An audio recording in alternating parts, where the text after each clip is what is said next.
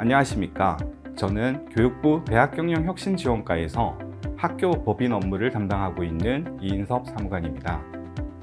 이번 시간에는 학교 법인과 사립대학의 행정감사의 이해라는 주제로 여러분들과 함께 하도록 하겠습니다. 먼저 전달드리는 내용들은 전문적 연구나 학문적 고민보다는 저의 그간의 경험에 바탕을 두었음을 말씀드리도록 하겠습니다. 오늘 강의의 진행 순서입니다.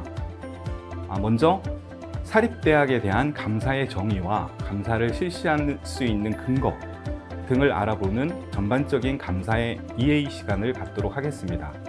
또한 사립대학에 대한 감사는 어떠한 절차로 진행되는지 감사 수행 절차에 대해서도 이해해 보도록 하겠습니다.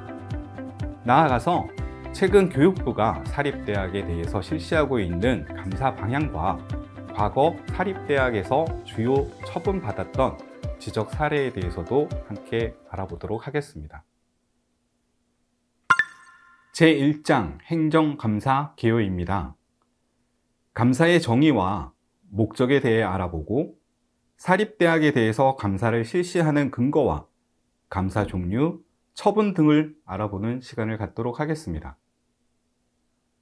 감사의 정의 부분입니다. 감사는 법적 정의와 학술적 정의로 나누어 볼 수 있습니다. 공공감사에 관한 법률에서 정의하고 있는 감사는 감사 대상 기관의 모든 업무와 활동 등을 조사, 점검, 확인, 분석, 검증하고 결과를 처리하는 것으로 정의하고 있습니다. 또한 감사에는 조사 개념을 포함하고 있습니다.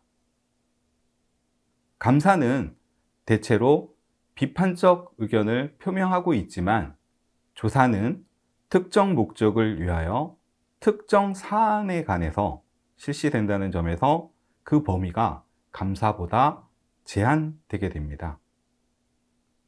또한 학계 등에서 감사는 독립적, 중립적 위치에서 제3자가 어떤 조직이나 개인이 수행한 업무에 대한 적부, 즉 알맞음과 알맞지 아니함을 조사하여 그 결과를 보고하고 처리하는 과정으로 설명하고 있습니다. 다음은 감사의 목적과 기능에 대해서 알아보도록 하겠습니다.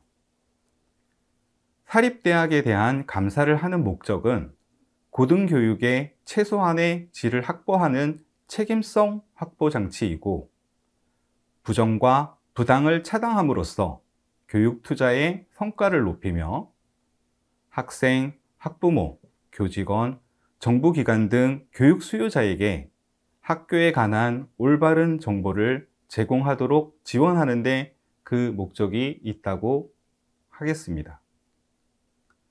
이러한 감사는 그 결과를 홈페이지에 공개함으로써 다른 대학으로 하여 업무에 참고하도록 하는 예방 효과가 있습니다. 또한 업무를 부당하거나 부적정하게 처리한 담당자에게는 주의 경고나 나아가서는 징계까지 함으로써 향후 위법하고 부당한 업무를 하지 않도록 하는 비위에 대한 억제 기능도 함께 가지고 있습니다.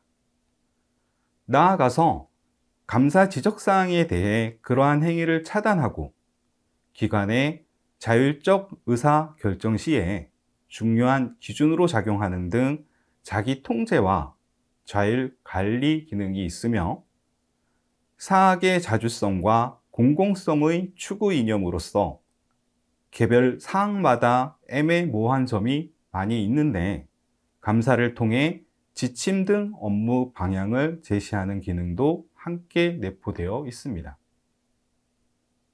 사립대학이나 학교 법인에 대해서 감사를 실시하는 근거로서는 교육기본법이나 고등교육법에 따른 지도감독 기능이 있습니다.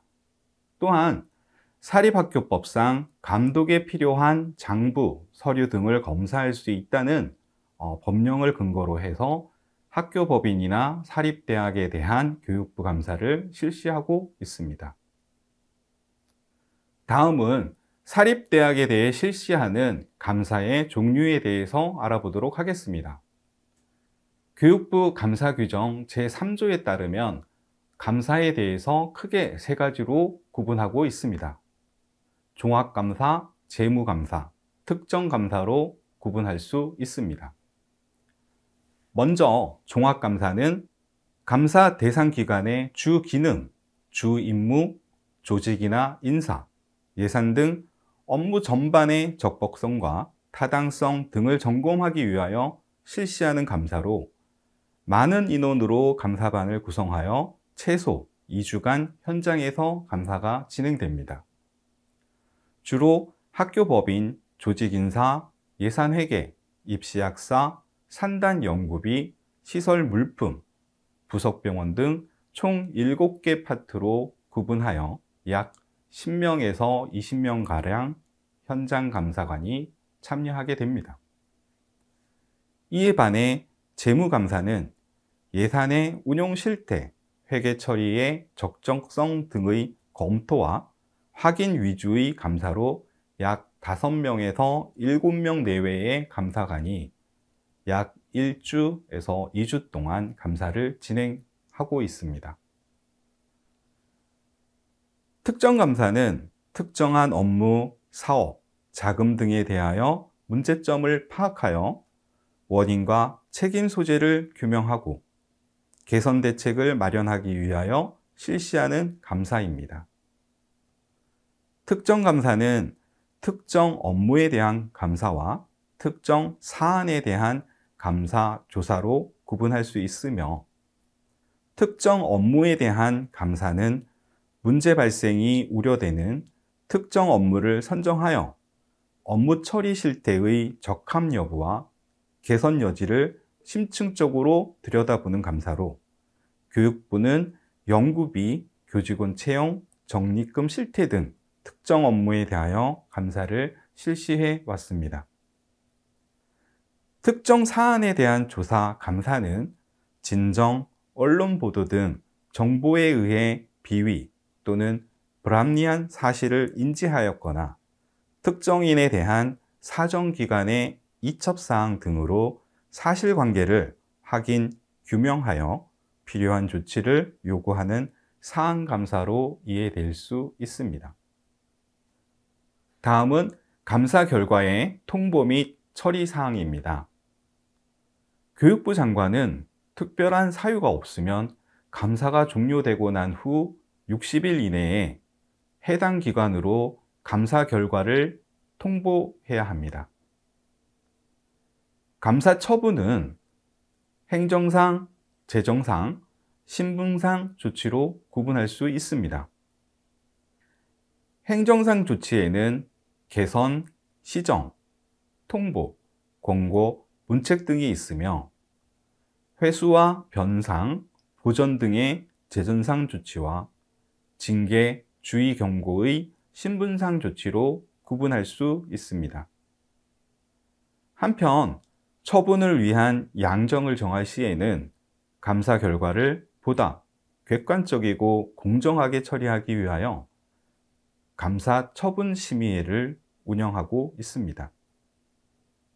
또한 고등교육법에는 교육관계법령이나 이에 따른 명령, 학칙을 위반하면 대상 기관장에게 시정이나 변경을 명할 수 있는 시정 근거도 두고 있습니다. 그러면 사립대학 등에서는 감사에서 지적될 수 있는 부분을 사전에 예방하기 위해서 어떤 점을 준비할 수 있는지 간략히 알아보도록 하겠습니다.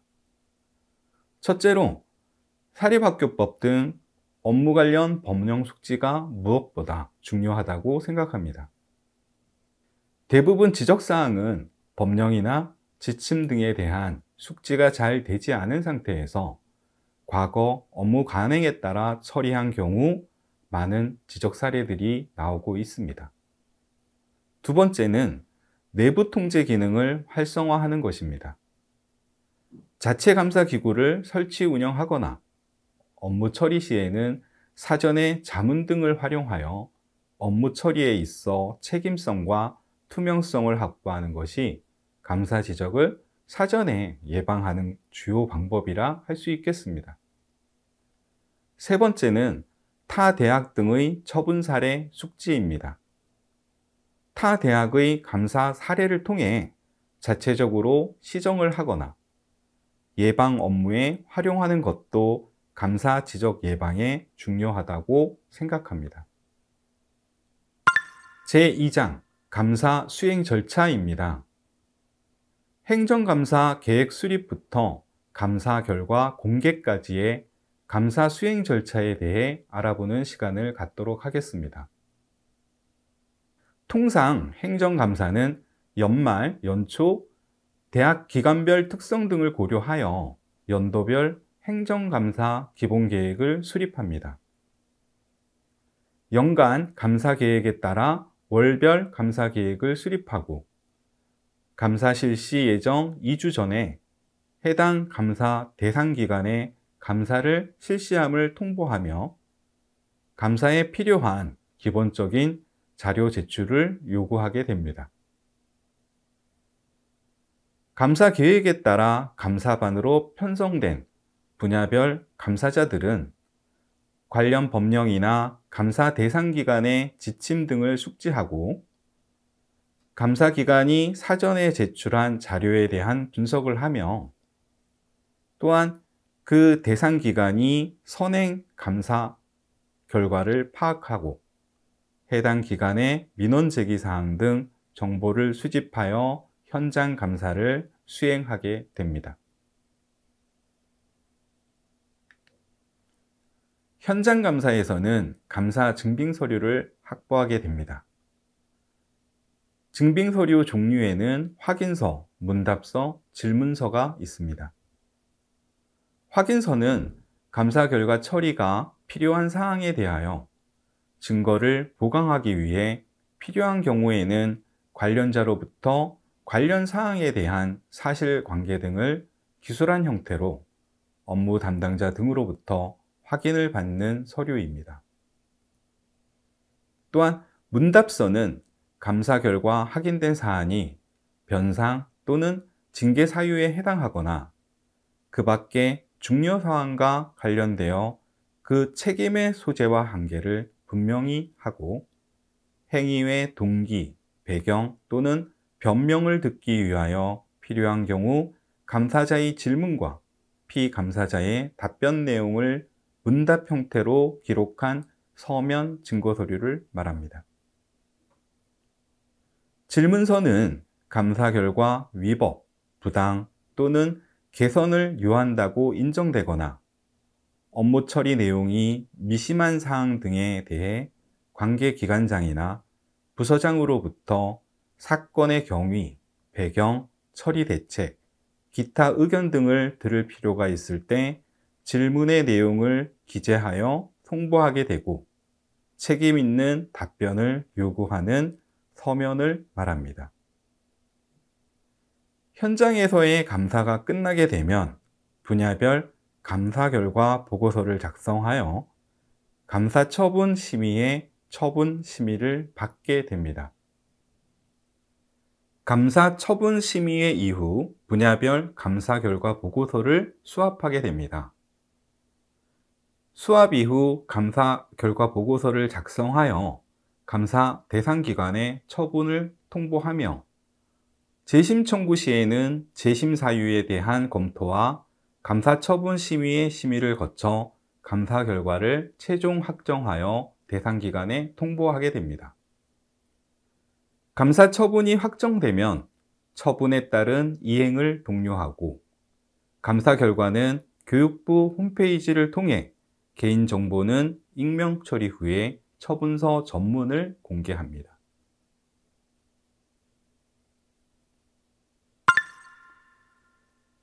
제3장 교육 분야 행정감사 혁신 방안입니다. 교육부는 지난 2023년 3월 감사 혁신 방안을 발표하였습니다. 교육개혁과 교육 현장 자율성을 뒷받침할 수 있는 감사 혁신 방안의 주요 골자를 알아보도록 하겠습니다. 교육 분야 행정감사 혁신 방안은 교육개혁 추진과 규제개혁을 통한 미래 인재 양성을 위해서는 교육의 자율성 보장이 필요하고 회계 분야, 입시 채용 등 교육 분야 중대 비리 근절을 요구하는 국민의 목소리들도 여전한 상황이었습니다. 교육의 책무성과 공정성을 확보해야 되는 필요성과 기존 교육부의 노력에도 불구하고 물량 중심의 감사나 대학 자율 영역에 대한 과도한 감사라는 비판 등이 제기되는 등 기존 교육부 행정감사의 문제점과 원인을 진단하는 과감한 구조개혁이 필요하였습니다. 이러한 작업으로 인해 주요 비위 중심의 감사는 고도화하고 감사 수용도나 결과에 대해서는 실효성을 확보하며 감사 역량 강화 등에 초점을 맞춘 행정감사 혁신 방안이 마련되게 되었습니다. 교육 분야 행정감사 혁신 방안의 주요 내용입니다. 첫 번째, 선택과 집중에 의한 중점 분야 감사 추진입니다. 감사 대상 기관을 선정함에 있어 선택과 집중으로 실지 감사는 재정 관련 비위나 법령 위반 등 중대한 사안에 역량을 집중하고 반복 지적되는 사항들에 대해서는 서면 감사 실시를 하고 있습니다. 두 번째, 처분 심의 과정에 외부 전문가 참여를 확대하고 재심의 과정을 내실화하여 처분 심의 타당성 및 수용도를 제고하는 것입니다.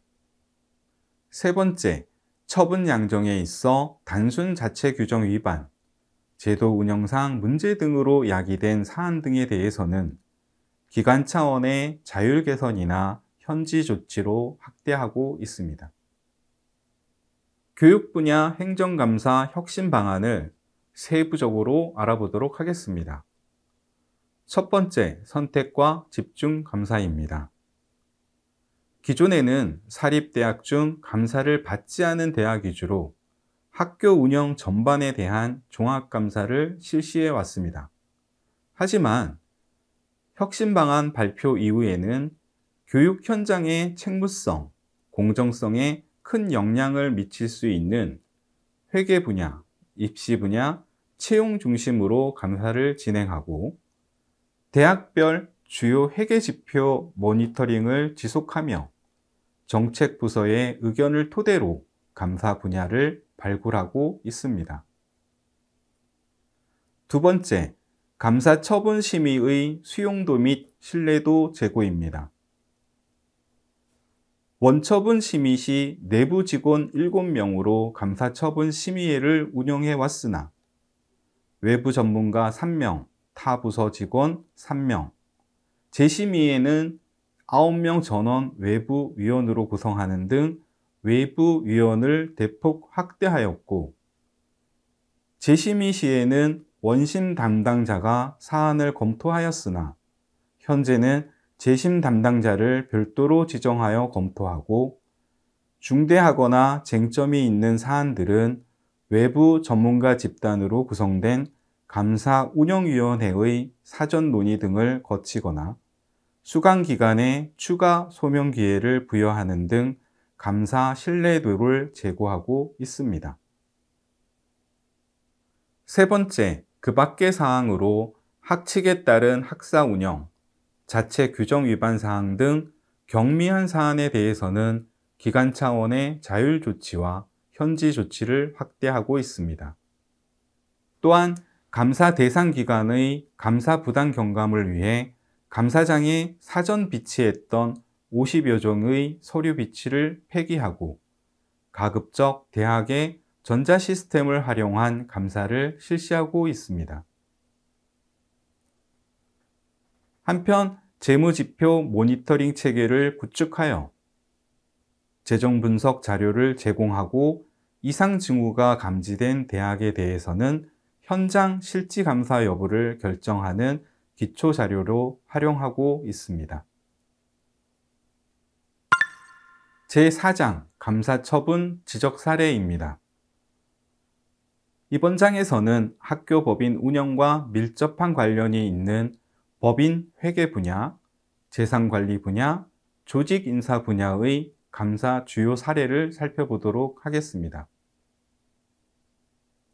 이사회 운영과 관련하여 자주 지적되고 있는 사례로는 이사회에 출석하지 않았는데도 의결 종족수 미달을 우려하여 마치 참석한 것처럼 허위로 회의록에 참석 서명을 한 사례. 이사회 소집은 회의 개최 7일 전까지 도달이 확인될 수 있는 등기 우편 등으로 소집 통지를 하여야 함에도 소집 통지 기일을 준수하지 않은 사례. 또한 안건 기재 없이 소집 통지한 사례들이 감사에서 자주 지적되고 있습니다. 또한 본인의 연임을 의결하는 안건 등에 제척 사유가 해당되는 이사가 제척 기피 없이 의결에 참여한 사례. 개방이사는 개방이사 추천위원회 추천이 필요한데도 이사회에서 직접 개방이사를 선임한 사례들이 여러 감사에서 지적되고 있습니다. 재산관리 분야에 있어서는 이사회 심의 의결 없이 재산을 취득한 사례. 재산 취득 후 본래 취득 용도대로 사용하지 않아 취득 시에 면제받았던 세금들을 추징당한 사례. 이사회나 교육부 허가 등 절차 없이 임의로 용도를 변경하여 타인에게 임대한 사례들이 감사에서 많이 지적되고 있습니다. 다음은 법인 회계 분야에서 자주 지적되는 사례들입니다. 상근 임원인데도 이사회 개최 수당을 지급하고 있는 사례. 비상근 이사장에게 정산 없이 월 정액의 업무 추진비를 사용하게 한 사례. 설립자 가족이나 지인 등을 특별 채용하고서도 실제 업무를 부여하지 않고 급여를 지급한 사례들이 반복적으로 지적되었습니다. 또한 이사회 경비나 법인 직원 인건비, 법인 공과금, 세금 등 법인이 부담해야 되는 경비를 교비회계에서 부담하게 한 사례들도 과거 감사에서 자주 지적되어 관련자가 처분을 받고 재정상 회수 처분을 받는 등 많은 지적 사례로 남아 있습니다. 최근 지적되고 있는 유형 중에는 대학의 주거래 은행 금고계약과 같이 그 재원이 교비회계임에도 전속거래 대가로 받은 기부금 등을 법인회계로 세입 처리하고 법인 운영비 등으로 집행한 사례들도 다수 지적되고 있습니다. 다음은 인사복무 분야 교직원 채용에 있어 자주 지적되는 사례입니다. 자격이 없거나 임용상의 결격 사유가 있는 자를 교원이나 또는 직원으로 채용한 사례. 외부 위원 위촉 없이 내부 교원으로만 채용심사위원회를 구성하여 교원을 채용한 사례. 직원 채용 시 법령이나 공고 등에서 정한 가산점을 부여하지 않거나 임의로 부여한 사례들이 자주 지적되고 있습니다. 복무와 관련하여서는 검찰이나 경찰로부터 교직원 범죄 사실을 통보받고도 징계 절차를 이행하지 않는 사례. 또한 징계 절차를 진행 중에 특별한 사유 없이 절차를 이미 중단한 사례. 한편 징계 처분에 있어 양정을 임의로 경감한 사례. 기관장 허가나 승인 없이 사기업체 대표를 겸직하거나 타 대학 출강을 하고 있는 사례. 복무 처리 없이 부단 결근한 사례들이 자주 지적되고 있습니다. 하지만 복무와 관련된 이러한 지적 사례들은 현재도 개선되지 않는 주요 사례들로 학교나 법인 차원의 감독이 필요한 분야라고 판단될 수 있습니다. 네, 지금까지 사립대학에 대한 행정감사의 전반적인 이해와 감사 수행 절차, 최근 변화하고 있는 교육부 감사 방향과 과거 사립대학에 대한 주요 처분 사례에 대해서 알아보았습니다. 임시이사는 정상적인 학교 법인 운영이 어려운 법인의 위기 관리자로서 역할을 하게 됩니다. 이번 강의를 통해서 임시이사분들께서 조금 더 안정적인 학교 법인 운영에 도움이 되었으면 싶습니다. 감사합니다.